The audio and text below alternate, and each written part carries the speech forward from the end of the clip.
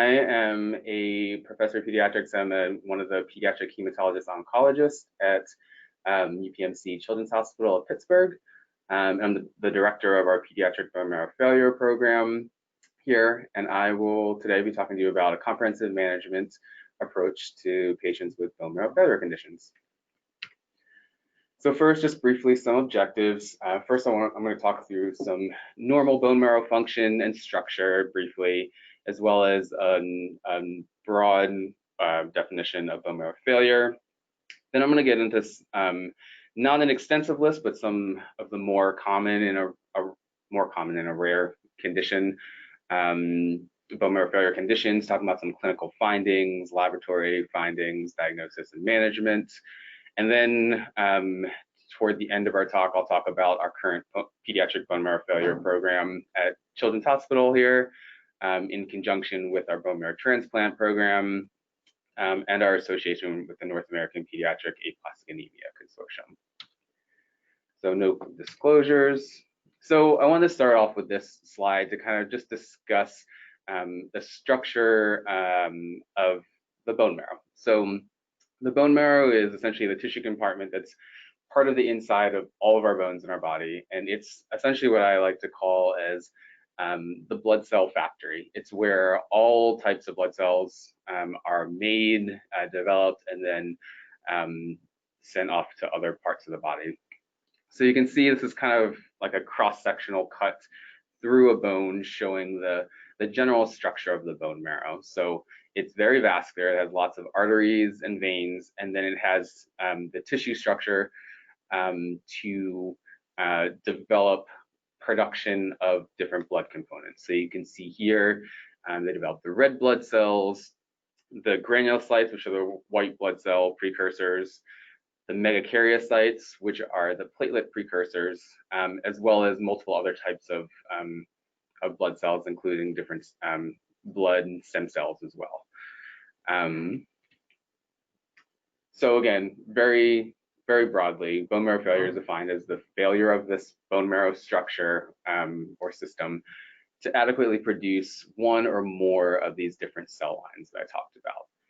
It can be either hypoplastic, where you don't have complete failure of production, but you have a significant decrease in activity, or aplastic, when you just have a complete failure of production of those cells.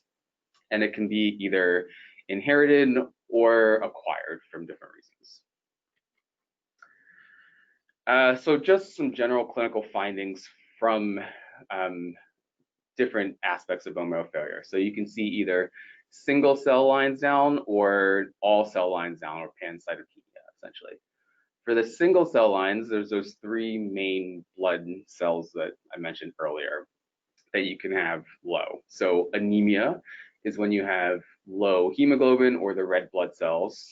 General findings you can see are fatigue, pallor, so paleness in the face, shortness of breath, pica, which is mostly associated with like an iron deficiency anemia, but can also be seen in general anemia, and increased heart rate. Leukopenia is low white blood cell count.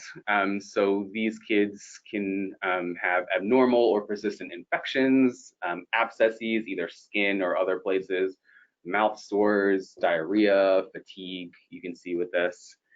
And then thrombocytopenia, which is the low platelet count. Most commonly, so the platelets are the cells that help you stop bleeding, help you form clots.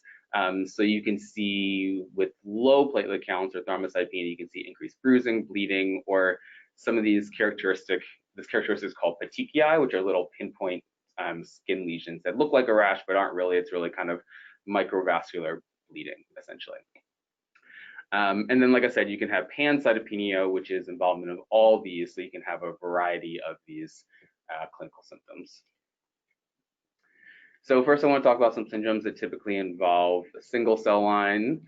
Like I said, this won't be an extensive list, but I wanted to kind of hone it into some of the more common in a rare condition that some people may be more familiar with or not.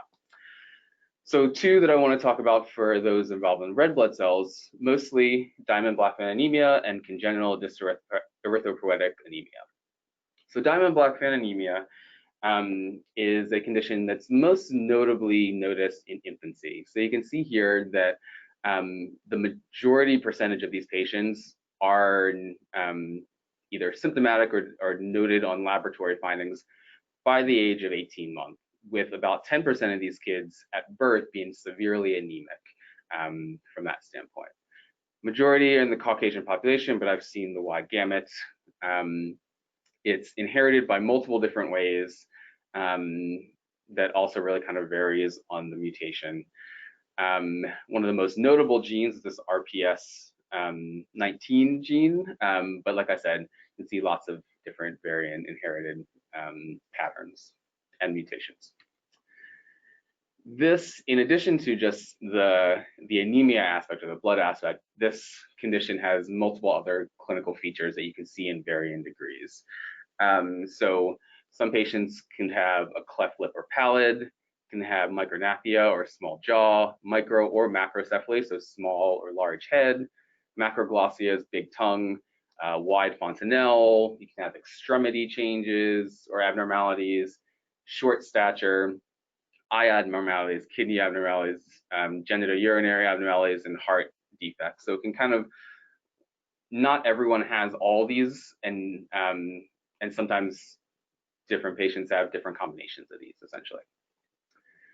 The laboratory findings, like I mentioned, this mostly affects the red blood cells. So you see a low number of red blood cells, and the red blood cells that you tend to see are typically bigger than normal.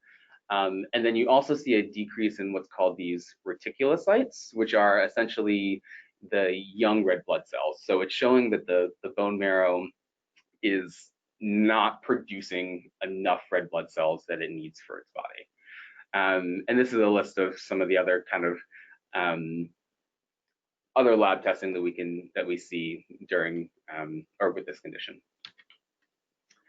Different pathologic findings. So we can both look at the blood smear, which is just a peripheral blood draw, that we can look at the blood underneath the microscope, and you see these findings that I mentioned before. So you have a low number of red blood cells that are bigger than normal, and also a lower incidence of these young reticulocytes. And then also you can do a bone marrow evaluation. So what we do, you can take usually through the hip bone, which is one of the bigger sources of bone marrow, with the patient put to sleep by anesthesia. We take a needle and we go in there and take a sample of that bone marrow to essentially look at the factory to see if there's any clues of what's going on. And with Diamond-Blackfan anemia, you see a majority normal bone marrow, but there's abnormalities in the red blood cells or the erythroid precursors. So you can see here, again, you can have normal cellularity, normal other cell types, and but 90% of these patients have a low or absence of the erythroid or red blood cell precursors. Therapy for Diamond-Blackfan, two initial main therapies. One, first and foremost, since these kids can start with very severe anemia, the most important thing to support them early on is to transfuse them with blood to make sure that they have enough of that red blood cell and oxygen carrying capacity to start off. So typically the first treatment is to transfuse these patients to make sure that they're safe moving forward. Next step typically involves some amount of corticosteroids. So steroid treatment has been shown to help really help increase blood counts in these patients. I listed here, which is a little busy, that I can kind of skim through, that there's lots of varying responses that you can get to corticosteroids. The majority of these patients, up to 60%, can have a response, and then for a longer term, we're at some steroid dependence, but what we usually do is we start off high to get a really good response with the steroids, and when we wean it down to the lowest effective dose and spacing, so sometimes every other day, every couple days, to maintain a normal, healthy, or safe hemoglobin, essentially. So a majority of these patients can do that, but in that subset, there's a good amount of patients that actually can come off of steroids completely for one reason or another. And there are, as I want to mention here, a good amount of patients, 30 to 40%, that can actually have no response to steroids, which would be more concerning to look for next steps. And speaking of next steps, if patients fail steroids, so like if they don't have a response or they had a really good response and then they lose their response and just are still having this severe anemia, the next standard is, I abbreviate this, but this is hematopoietic stem cell transplant. So a transplant essentially giving them a new marrow system that will produce red blood cells appropriately. And that has had pretty good success in general, as you can see, at least 75%. This data is a little bit old, so I think it's definitely a little bit more than that now, but it's definitely kind of a discussion throughout the process. Next, I just put one slide on here because this is rather rare, but I wanted to talk about briefly congenital dyserythropoietic anemia. Mainly, it's an inherited condition that affects, again, the production of normal red blood cells. So there's mainly 3 types of these, and you can see these listed here. And I just wanted to point out that treatment really varies between either being completely asymptomatic and not having any issues or needing transfusions, or patients that need more frequent transfusions or other interventions, or considering transplant from that standpoint. But I just wanted to kind of just point that out as just a general broad one. Moving forward to white blood cells, one of the main ones I want to talk about is severe congenital neutropenia, which also includes Shwachman syndrome. So SCN, again, rare, about 2 cases per 1 million people, and typically they have this ANC, or what's called an absolute neutrophil count. And a neutrophil is just a type of white blood cell that's usually less than 200. For the majority of infants, a normal count is 1,000, and then past about a year or so, a normal low count is 1,500. So with this ANC being less than 200, that's severely low, hence the name. These patients actually present with very frequent infections because, like I mentioned before, the white blood cells are the infection-fighting cells. So if you're not having those or they're not functioning as well, then you're at increased risk of infections earlier on, since these kids aren't producing them from the get-go. So they can present with lots of different ones, like infection of the umbilical stump, pneumonia, skin infections, sepsis, meningitis, and I mentioned some of the bugs here that are commonly seen infecting these patients. Historically, before we knew more about this, it was very severe and could cause death by age 2 just due to the overwhelming infections. This is a very busy slide, but I just wanted to mention that there are multiple different mutations that are associated with SCN.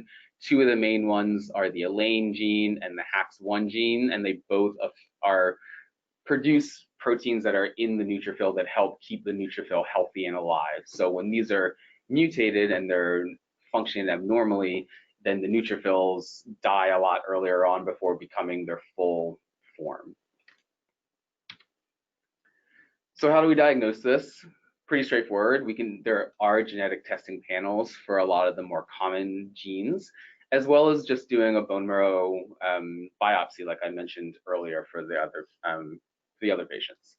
And here you see just a very characteristic to where, again, the majority of everything else is normal, except for the precursors to those neutrophils or those white blood cells, to where it shows that they develop up to a certain point and they just stop and they don't make those mature neutrophils that work. Treatment for this, a good majority, over 90% of patients actually respond to what's called GCSF. So that's essentially it's a medication that's given by injection that is a neutrophil growth factor. So we help give the marrow a boost, and that the marrow then responds and is able to produce healthy neutrophils. The goal of this is not always to get to a normal A and C, but that would be nice. So I usually give a range, but here I put from 1,000 to 2,000. But the main goal is to make sure that we're minimizing infections or other symptoms that they may be having from their neutropenia. So we usually start at a pretty standard dose, and we adjust every 1 to 2 weeks because sometimes it takes some time for it to build up into the body, so we don't want to make changes too quickly. And then once we get a good response, we then again come back down to the lowest effective dose that we can adequately maintain a safe neutrophil count for these patients. Like I mentioned, it's important to follow the bone marrow in these kids. Typically, the initial one we like to, if possible and clinically safe, we'd like to get that first one before trying GCSF because that can change the structure of the bone marrow essentially, and would potentially muddy the waters in some of the diagnostic aspects. And then we usually, if possible, we recommend doing annual bone marrows because these kids, in addition to just having low neutrophil count, are also at risk of having development of other malignancies and other changes like that. And then for those people that potentially don't respond to GCSF or require really high doses or develop some of these malignancies, so like MDS or AML, or have poor prognosis genetics, are when we consider that you can transplant these patients as well. Moving on to platelets, so 2 quick ones. Congenital amegakaryocytic thrombocytopenia, so congenital, it's inherited. Amegakaryocytic, so they're without the megakaryocytes, which are the platelets precursors that I mentioned earlier, and thrombocytopenia, which just means low platelet count. So you see these kids early in life with really low platelet counts that can cause very severe bleeding. Most commonly, you see the thrombocytopenia within the first month, and then usually they're given this diagnosis once we're able to do a bone marrow when they're again safe and adequately able to undergo that procedure. Like I said, it can be very severe, and you can have some other physical anomalies with this too. This bone marrow evaluation will again show everything else mostly normal, but you don't see either any or very low amount of those megakaryocytes, which are those platelet precursors. There are some genetic mutations associated with this that we can test for too if there's concern. I did just want to mention to you that there's also an increased carrier frequency in the Ashkenazi Jewish population, but I've seen obviously a wide range of people with it too. So treatment is mostly supportive, so we can transfuse platelets to make sure that they're at a safe level and minimizing bleeding. And the only curative, because this is inherently in the bone marrow, is a bone marrow transplant. Some of these may progress to what's called severe aplastic anemia, which I'll talk about later, which is a pancytopenia. So they can progress for one reason or another to like having anemia as well as low white blood cell count too. And then I mentioned briefly here that future considerations are for any kind of genetic syndrome, potential gene therapy to as other future treatment, but nothing specific currently. Second is thrombocytopenia absent radii. So thrombocytopenia, low platelet count, absent radii. Radii are one of the 2 bones in the forearm. So these patients are pretty obviously seen on physical exam right from birth or even in utero, to where they're missing this one bone or this bone on both sides, and they have severe thrombocytopenia. They typically, and to keep note of before talking about Fanconi anemia later, they tend to have normal thumbs with this, but just have the missing radii from both sides. Like I said, mostly are diagnosed in utero or first day of life, and they can have very significant bleeding from this very low platelet count. And a lot of potential morbidity or even mortality, so deaths, can occur within this first year due to very bad hemorrhage. So it's very important to stay on top of these kids and make sure that we adequately have them at a safe platelet count from transfusions. The one interesting thing about TAR is that this thrombocytopenia actually is shown to improve with time, and sometimes by the year one or the first year of life, these patients' platelet counts can resolve back to normal by themselves, essentially. So the main thing is making sure that they are safe in that interim as they're improving on their own, essentially. However, there are a certain subpopulation that don't always improve or have a severely low for long period symptomatic to where a transplant is an option for those patients. And there's not really much benefit from corticosteroids or other interventions for these patients. Okay, jumping into pancytopenia, so this is all different cell lines. First is Fanconi Anemia. It's kind of a misnomer that it's anemia, which you think of as like a low red blood cell count, but this includes all cell counts. It also has some very typical clinical features. So this is some pictures of, you can have short stature. You can have some abnormalities, like I mentioned before, to keep note for TAR that have normal thumbs. These kids tend to have abnormal thumbs, where they have these like dangling thumbs, or you can see these thumb abnormalities here. Tend to have smaller heads and what can be described as like a triangular face, if you can sort of see that. And this doesn't really project well, but you can have some different skin lesions as well throughout this, plus several other things as well. Like I mentioned, these typically progress to a pancytopenia, bone marrow failure, and usually starts with the thrombocytopenia, so low platelet counts in the first decade of life, and progress from there. You can see the bone marrow evaluation is usually pretty hypoplastic, so decreased cellularity, decreased structure, etc. Diagnosis can be made different ways. So there's a screening test, so we call this chromosomal breakage, because Fanconi anemia is essentially a DNA or chromosome repair defect, to where these patients' DNA and chromosomes are more fragile than other people. So this chromosomal breakage testing, we expose the sample to one of these two different medications, or these two drugs, and we witness to see if there is normal or increased amount of chromosomal breakage under the microscope. And those with increased amounts are more suspicious for Fanconi anemia. From there, there's a lot of different genes that have been found throughout the studying of this syndrome that we can then do direct genetic testing. And these genes and Fanconi anemia is part of this caretaker gene disease that include ataxia telangiectasia, Bloom syndrome, xeroderma pigmentosa, hereditary non-polyposis colorectal cancer, and then the BRCA1 and BRCA2 breast and ovarian cancer genes as well. So therapy for this, there's different types of medicines called androgens, most notably oxmetholone, that have been shown to help with patients that have developed lower and symptomatic blood counts that you can use with corticosteroids as well.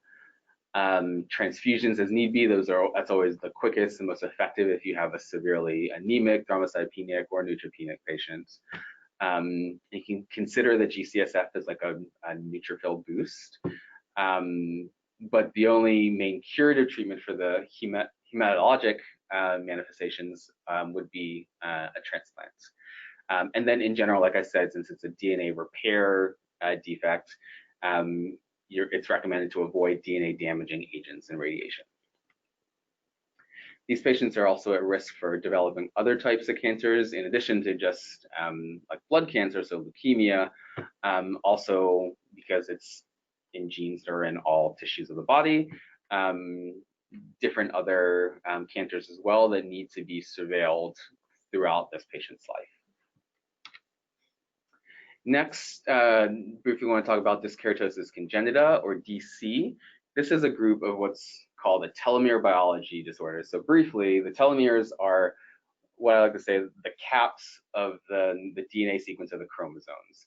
And as we age, or just with time, those get shorter and shorter and shorter. There is an enzyme in our body called telomerase, which helps extend and lengthen these caps to essentially preserve the cap of the chromosomes, to where when you have syndromes like Dyskeratosis Congenita or similar, these usually affect the telomerase and make it less functioning, which then causes these caps to continually shorten and shorten and shorten over time, which then the shorter they get, the higher risk of the chromosomes become damaged, or the gene or the DNA to be damaged, essentially. So it's another similar DNA repair or DNA damage syndrome, essentially. So since, again, it affects the DNA, which is all over the body, it can have a variety of different clinical presentations. In the first decade of life, you tend to see this triad of leukoplakia, which is this whiteness on the tongue, dystrophic nails, so abnormal nail or nail abnormalities, and then some reticular or hyperpigmented reticular rashes from there. And then the second and third decade of life is when you can see the bone marrow failure develop. That's can be a wide variety, but usually starts as like a thrombocytopenia, so low platelet count, and then can progress to pancytopenia from there. And then, like I said, where it's affecting global multiple systems, you can have a wide variety of other presentations. So here is showing some a CT scan of the lungs, which shows some pulmonary fibrosis, so scarring of the lungs, as well as several other things mentioned here. So diagnosis, you can actually do a blood test that actually tests the lengths of those telomeres. And one of the big diagnoses for definitely just a general telomere biology disorder is when those lengths come back and they're less than the first percentile. So that's an abnormal test. We can also do a bone marrow evaluation that can show a variety of different findings, including, you can see the pancytopenia, depending on where these kids are. And then you can do genetic testing for a lot of those mutations that we know of. With these patients, mean age of developing bone marrow failure is usually around, so the second decade of life. These also have predisposition to other different cancers later in life, because again, it affects the DNA. And then a variety of treatments. So androgens have also been shown to be helpful in these patients, but have their own possible side effects and toxicities. Same thing with stem cell transplants is the only curative for the bone marrow failure parts, but can also be associated with toxicity. Avoiding DNA damage, damaging agents or radiation, and really only temporary changes with those growth factors that I mentioned before. I'm going to try and go a little bit faster because I'm getting toward the halfway point. I want to have some room for questions. Shwachman-Diamond Syndrome is another multi-system syndrome that mostly affects a lot of the GI aspects. So you have a lot of pancreatic issues and poor absorption issues from that standpoint, but you also have skeletal changes. And then from our standpoint, I'll show in a future slide, you have some blood changes as well. It's a variety of presenting symptoms or clinical features. And a lot of the diagnosis is really based around like a GI workup. So testing the pancreatic function as well as several other things from there too. And then specific testing, you can do testing for genetic testing for most notably this SBDS gene in approximately greater than 90% of these patients. So hematologic, this is an abnormality of the marrow structure. So it really is an abnormality in that first picture that I showed you of the support system that helped develop these, all the blood cells. You mostly see a neutropenia in these patients, but you also can progress to anemia and thrombocytopenia of these patients, with this pancytopenia being 20%. Older in life is AML, which is an acute myeloid leukemia later in life, as well as myelodysplasia or MDS as well as so the same thing. And overall, this incidence of the AML or the myelodysplasia is about 25%, and these tend to be pretty resistant to chemotherapy and looking more toward transplant or other options. So treatment, mainly pancreatic enzyme replacement, these growth factors that I talked about, so the GCSF, transplant for some of the more severe cases, although it's really a case-by-case scenario since these patients already have, or sometimes already have, poor organ function. So we want to make sure that we tailor our transplants as specific to the patient as possible to minimize other toxicities or other issues.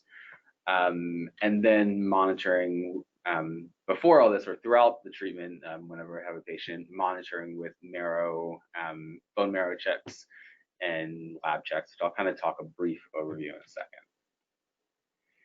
Aplastic anemia, finally, is, again, poorly named because you think anemia is just the red blood cells, but it really is for a pancytopenia syndrome. So the definition of severe aplastic anemia is when you have a decreased cellularity in the bone marrow, and also this being seen in the peripheral blood, so low neutrophil count, low platelet count, low reticulocyte count, and can kind of vary. It can be congenital, or it can inherited, or it can be acquired. So congenital, so some of the disorders that we listed before, plus a slew of other ones, and plus multiple that are already still being discovered and being noted to have genetic abnormalities. So I don't want to go through this whole list, but I just want to list there's a wide variety. And then acquired aplastic anemia is thought to be more of an autoimmune process, to where for one reason or other, either there's an infection or injury or insult that causes this inflammation and causes the immune system, and specifically the T cells of the immune system, to attack the blood cell precursors in the bone marrow, which then cause bone marrow failure and then a slew of other changes from that standpoint. So treatment, the only curative, the gold standard is a transplant from a matched sibling donor. And typically, if these kids have a matched sibling donor and the clinical status allows, then that's first line, is to transplant the patient. There has been more data and discussion currently about possibly doing an unrelated matched donor, but there is still some working in the pediatric population from that standpoint. So if a transplant is not an option for the patient, then we do this immunosuppressive therapy, because like I said, it's most commonly, it's an autoimmune process. So you want to calm down the immune system by suppressing it. So that's with these medications right here, that usually a lot of these sometimes take some time to really get full effect. So that's why I say a duration of about 3 to 6 months, depending on the response. And then there's been more and more data on this medication called eltrombopag, which is initially known for like a platelet boosting agent, but has also shown improvement in some patients with severe aplastic anemia that's as considering options moving forward. So briefly, pancytopenia workup, like I talked to you about. If we have persistent pancytopenia, you want to rule out any other possible things, so like infections, drugs, medicines, and then kind of look for some of these signs and symptoms that I talked about for like bone marrow failure or these syndromes I mentioned. Refer to hematology, oncology, us, and then I listed just some general initial evaluations that we might check early on in this process. And then if we have a patient with bone marrow failure syndrome, monitoring really kind of varies. And this is a very just brief, broad overview of how I like to initially approach patients, but also taking it patient by patient to see what's best for them, their specific mutations or their specific clinical status, etc. But I usually start off, if possible, with at least a blood count, which is the CBC and diff, and a baseline bone marrow. And again, that can vary on either patient age or their specific syndrome variable. And then gear my workup or my monitoring depending on the urgency or the changing of those things. So if you have a patient that in general has a bone marrow failure syndrome that you know of, has stable blood counts, you check the bone marrow and it looks completely fine and normal, then I usually at least start off seeing these patients every 3 months, just like getting a feel for them. But you can check blood counts every 3 to 6 months, and then typically a marrow evaluation yearly, again, to try and catch things earlier rather than later that you might not see. And then here, if you have stable counts and the bone marrow shows maybe some mild changes, but not very like overtly concerning, then we can just check blood counts more frequently and consider checking a bone marrow sooner than the 1 year. But then if they're stable, you can reduce the frequency from there. If while you're monitoring, you start seeing these blood counts starting to go down, or you get a bone marrow that shows some increasing like changes or concerning changes, then again, I just check these more frequently and consider the full trend. Whereas if you're seeing them continue to trend in the wrong direction, that's when you start considering like either transplant or other treatments related to their specific condition.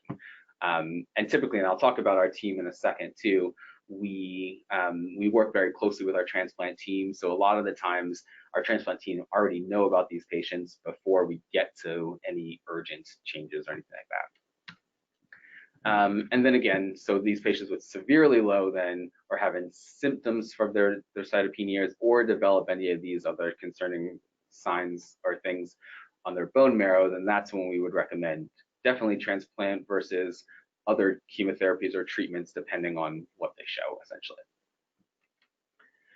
So briefly, I just wanted to talk about our bone marrow failure program here at CHP. So first, I just wanted to say, list our current team members. So like I mentioned before, I'm the director. I'm the pediatric hematology oncology physician representative. We also have a physician representative from the blood and marrow transplants and our cellular therapies department, so Dr. Jesse Barnum. We have a pediatric hematology oncology nurse practitioner, Lindsay Wagner-Faith, a certified genetic counselor who's very integral in a lot of, like I mentioned, there's a lot of genetic testing that's required for these patients and kind of working with genetics from that standpoint. So we're very happy to have Christine Monroe as part of our group. And then we also have our nurse coordinator, Cheryl Ryden, that is also very integral to the group. And we are the only program in Western Pennsylvania that's focused solely on the diagnosis and the treatment of childhood bone marrow failure disorders. Our clinic's located in the main campus in Lawrenceville in our hematology oncology clinic. Typically Wednesday mornings are what our normal clinic is, but can be flexible depending on the urgency, since I do have other clinic days that if kids need to be seen sooner rather than later, we can make adjustments. And of note, during your kid's visit, they may see a combination of us. They may see me, they may see Lindsay, the nurse practitioner, and or Christine Monroe as genetic counseling throughout the process. And it really just depends on where they are in their phase of treatment, management, etc. Here's a list of several disorders that we see.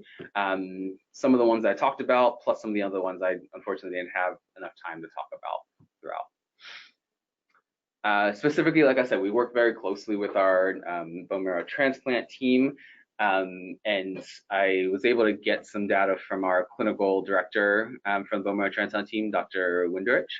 And he gave me these numbers that since January 1st, 2011 up until this month, we've had 44 total transplants for patients with bone marrow failure syndromes.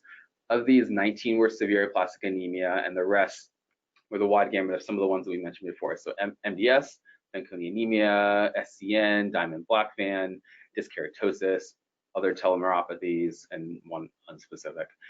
And overall, with all these patients, we have an excellent success rate of 95%.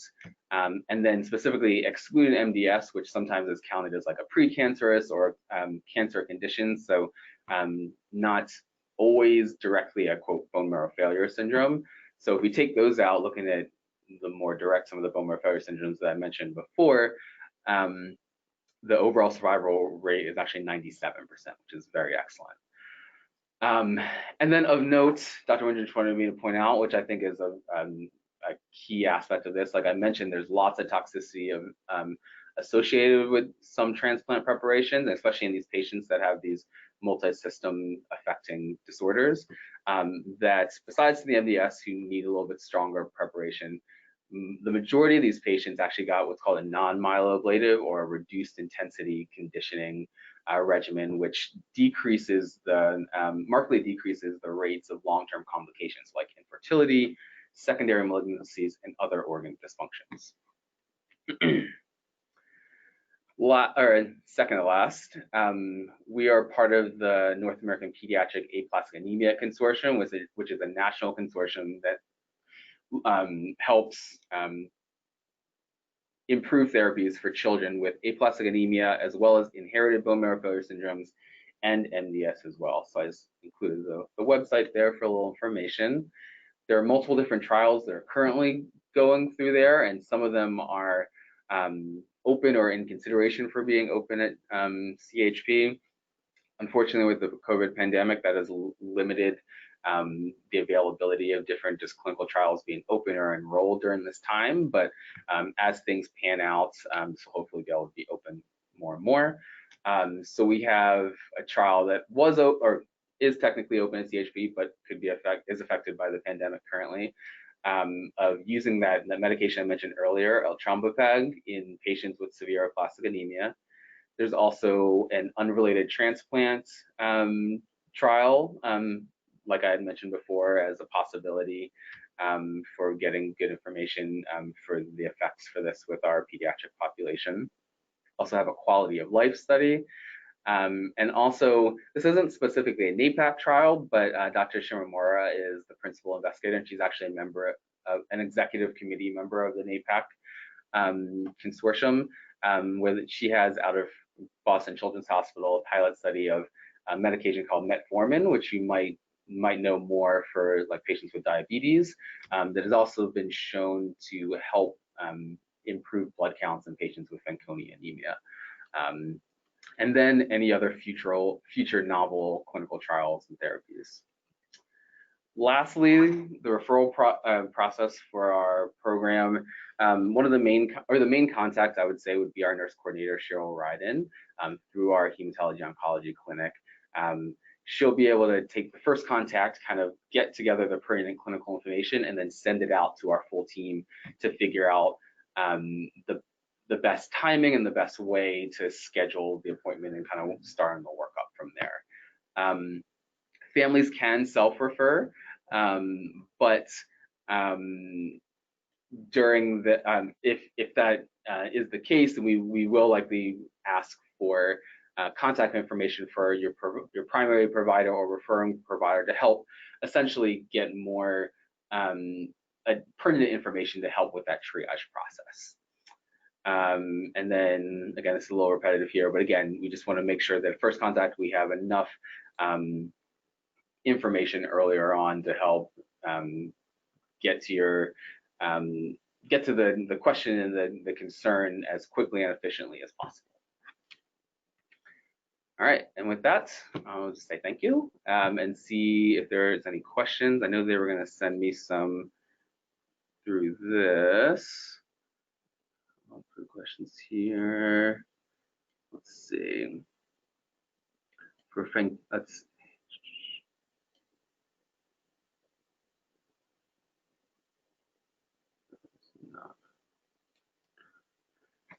trying to read some of these questions. So it says, for Fanconi anemia, is it better to remove alpha, beta, T, and B cell before transplant? Also, when donor is not related from registry. I'm having a little trouble kind of figuring out the exact question, but kind of leaning toward the transplant prep.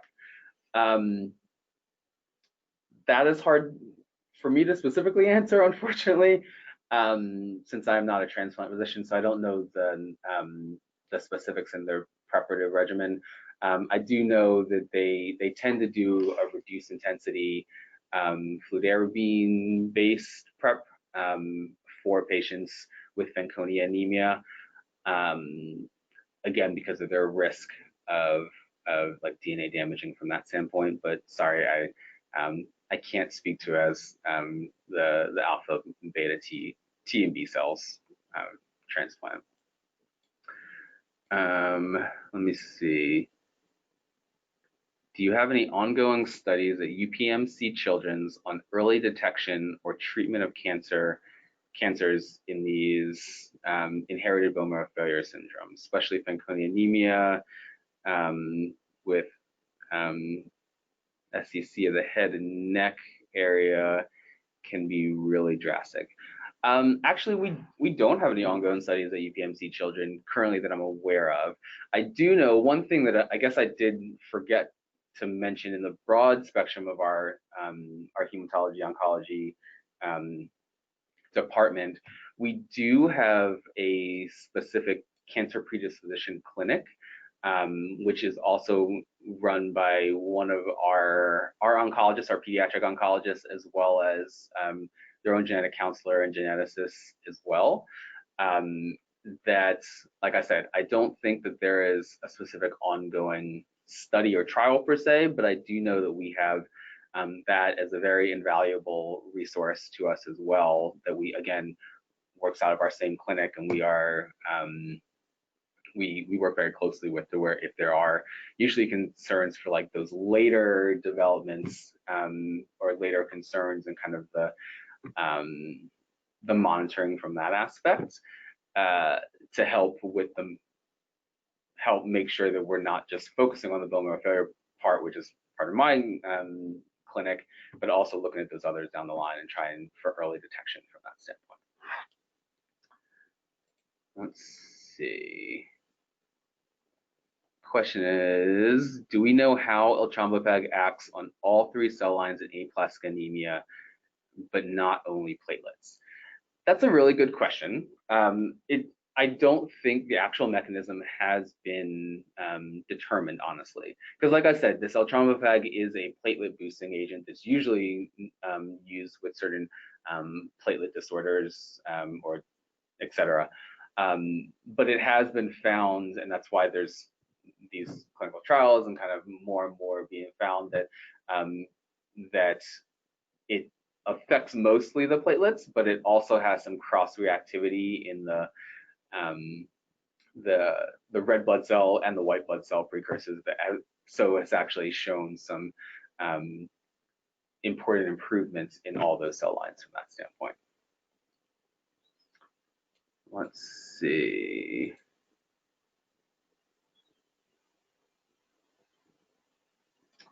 And then one of the last questions says, is metformin also for the Fanconi anemia subtype C? I'd have to look back at Dr. Shimamura's specific eligibility for that. I can't remember if the exclusion criteria specifically had the different mutations, because I know things have been changing throughout. I think it is still possible for subtype C, but don't quote me 100%. I think mostly the metformin is used as kind of an aldehyde or an oxidative scavenger-ish that has been shown to help with blood counts from that standpoint. But I don't know the specific for that subtype. I'm sorry. All right, scroll down and see if there's anything else. I think that's all. I still have, oh, maybe more? No, nothing else. We still have 10 more minutes too. I'd be more than happy to wait if there's any other questions that come through. I can also check, because I know that they're sending them through here to see if there's any other potential questions or concerns.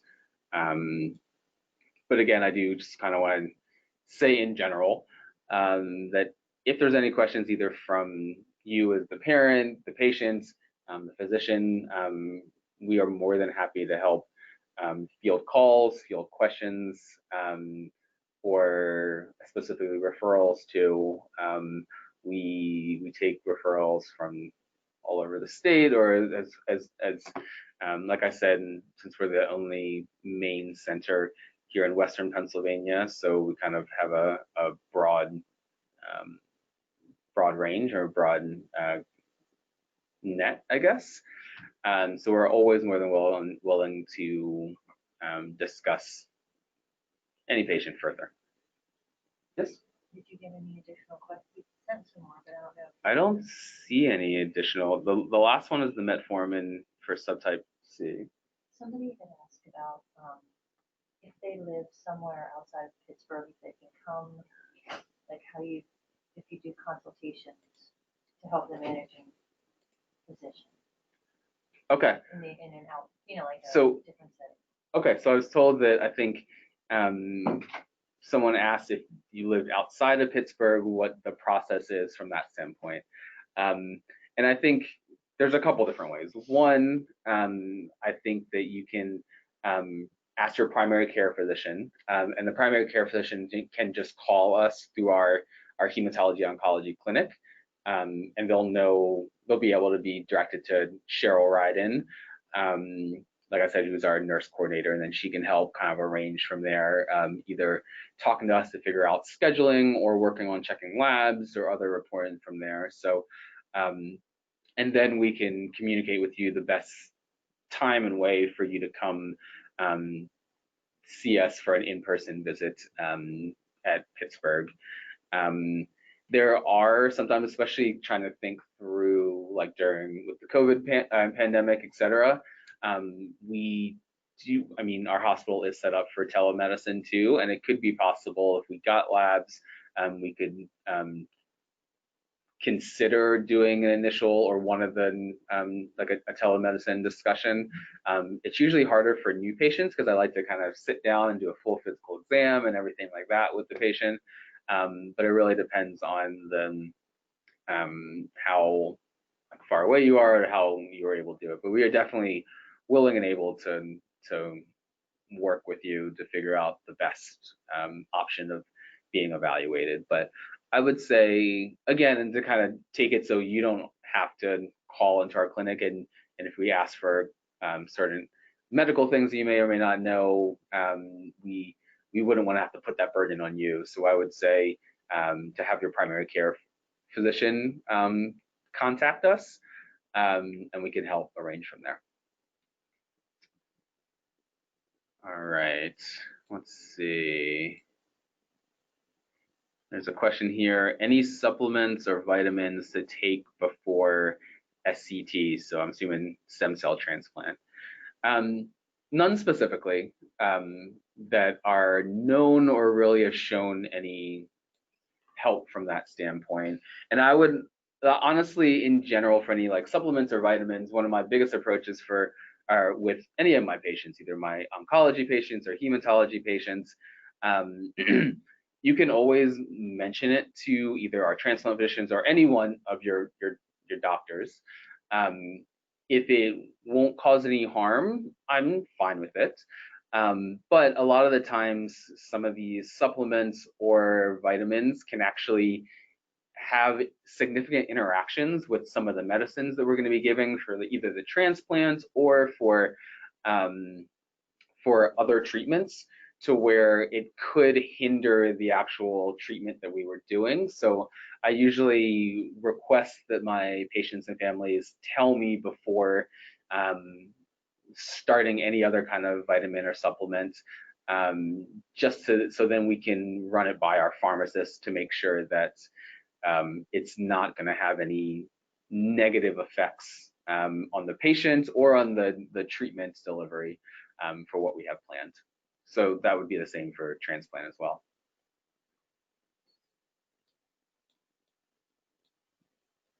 Is there anything else? I can see if I can wait to hear from the rest of the people helping.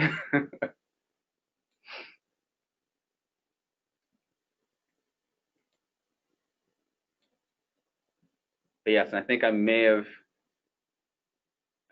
forgotten to put the phone number to our hematology oncology clinic on here, but it's definitely on our website. The chp.edu website can definitely be found from there. Oh, let's see. Oh man, a couple came through. Let's see. What is your approach to bone marrow failure patients who require frequent transfusions when transplant is not an immediate option? That's a good question. So that really varies on the type of bone marrow failure syndrome, if it's either a syndrome or, again, if it's acquired aplastic anemia, et cetera. My biggest approach, like I said, that's the biggest way to make sure that these patients are safe and not getting to the severely low option or severely low levels that can cause significant issues from that standpoint. So depending on where the patient is or et cetera, like I check very frequent labs, either through our hospital or can check local labs and things like that. I check a lot more frequently earlier on, so I can get kind of a sense of these patients' trends, specifically if they're requiring frequent transfusions, because I want to be able to transfuse the patient, but then see kind of their trend after their transfusion to see how quickly they're going down, and trying to estimate as closely or as far out as I can check labs, essentially, and really monitoring for that. Other options, again, if it's a patient that we think is an acquired aplastic anemia that could benefit from the immunosuppressive therapy that I mentioned before, I think that's an option too, with also checking frequently the labs to see that trend, to make sure that we're not getting too low too quick. I'm very cautious earlier on, especially if I'm just meeting the patient or just or just learning about this patient, because every patient is different, and their lab trends and their severity of their anemias, or even how severely they're affected by certain levels of anemia or thrombocytopenia. So I err on the side of checking labs very frequently earlier on, and then trying to space out as needed. Let's see. Sorry, I don't think I can be unmuted, but you can. What's this? Oh, I just got a comment from one of our transplant physicians, Dr. Barnum, answering the question from earlier. So thank you, Jesse. So she said, you can, let's see, we do perform what's called ex vivo T-cell depletion, along with ATG, which is that one of the immunosuppressive therapies that we mentioned, to decrease the risk of GVHD. And then yeah, as we mentioned too, we have that reduced intensity conditioning that especially has again lower incidences of different side effects and things like that I mentioned earlier. So thank you, Jesse. I appreciate that.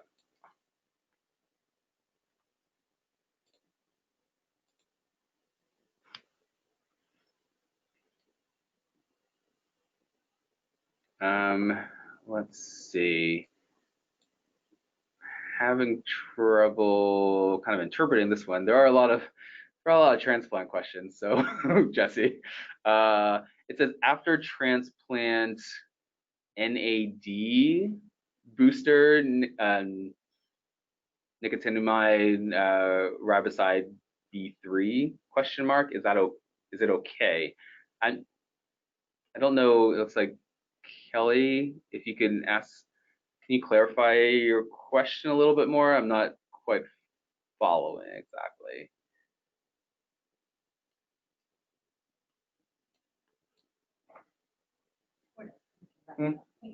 Oh, we're done? Okay. So sorry again, you can reach out to us, especially Kelly too, if you have a clarification, reach out to me and or Jesse to see from that standpoint. But it looks like we are coming down to the last minute of the webinar, so I think it's going to be cut off soon.